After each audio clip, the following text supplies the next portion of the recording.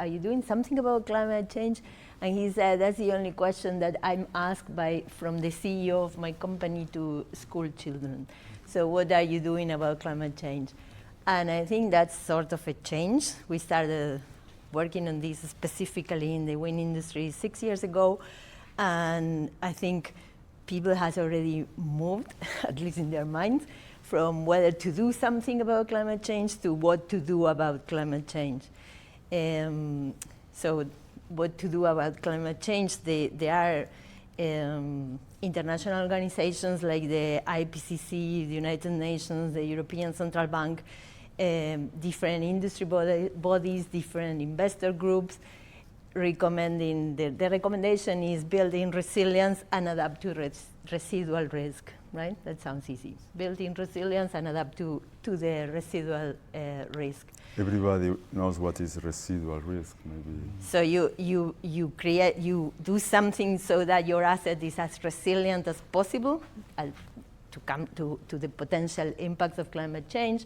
But obviously you cannot, for many reasons, maybe for engineering reasons, but also because it could be very expensive. There will always be a residual risk, right? So you will have to, so for instance, you can protect your asset against flooding, but there will be always maybe a bigger flood that we've never seen before, then you buy insurance. So that will be an adaptation measure to the residual risk. So why is this a difficult problem? It's very easy to say what you had to do, but what exactly to do is a difficult problem. And I think it is because climate change is a problem of decision making under deep uncertainty. And the first uncertainty we have is what is going to happen. So we know we can use climate models, but the climate models are conditioned on the emission scenarios that we use to run these climate models. And there are 4 different or more, but let's say 4 emission scenarios, and each of them represent different socioeconomic pathways of development of the world, and we don't really know which one will materialize. And that is the first uncertainty that we encounter when we are trying to deal with climate change.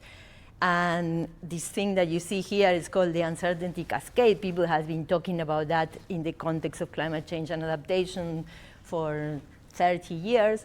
And so you start with the uncertainty about the scenario, but then there is the more you zoom in, so we're looking at the large picture, how the societies will develop, and then the more you zoom in, the more uncertainty you build into this uncertainty cascade.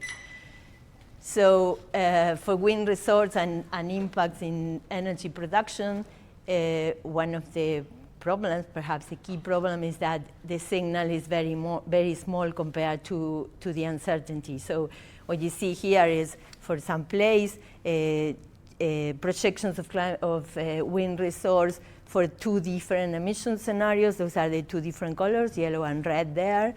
And you see an ensemble of projections across an ensemble of climate models. That's another inherent uncertainty in climate projections.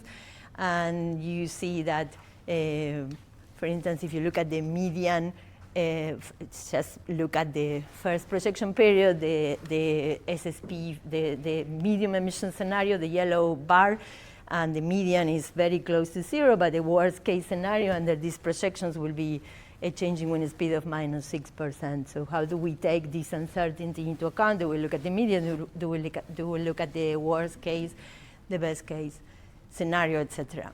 So it's a risk management problem. It's not, in a way, it's not a problem of predicting something very, very precisely. And obviously that's part of the story. So I was talking about wind speeds, but we have to think about all the other events that might happen, extreme events like heat stress, flooding, wildfires, extreme winds, etc. What you see here is projections of how costly it will be, or how costly these extreme events might become in the future. So the big part is everything related to heat, But then there are, well, droughts and water stress and more extreme events like wind, flooding, etc. So, and this is a question to debate. It's not that I think we should do this, but maybe the thing is to move away from a problem of signal optimization to a risk management strategy. To a problem where the many people within an organization have to think about the problem. It's not just a problem of the energy, the wind analyst. It's a problem of risk management, strategy, and financial problem. And again, in the context of adaptation, people has been talking about these, and in other sectors, water resources is one example.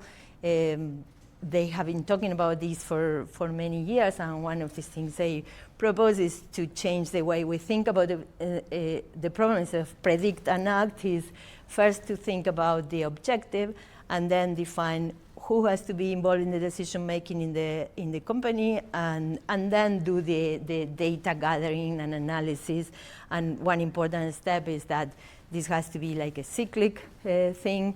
We define the problem, we find the people that has to be involved in the decision making, we find the data and do the analysis, and then we monitor, evaluate, and review is a very important part of this cycle.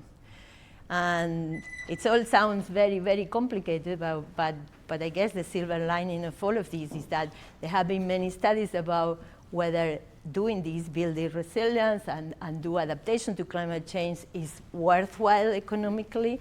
And obviously it's something very difficult to really estimate this. But this is a study by JP Morgan, and they source the data from many other sources. And for instance, in the energy sector, the source is a report by the World Economic Forum. And what they claim is that for every dollar or euro you invest in resilience and adaptation, you recoup from 2 to 14 times the money invested in resilience and adaptation. So it might be worth the effort. Okay, that's the end. Thank you.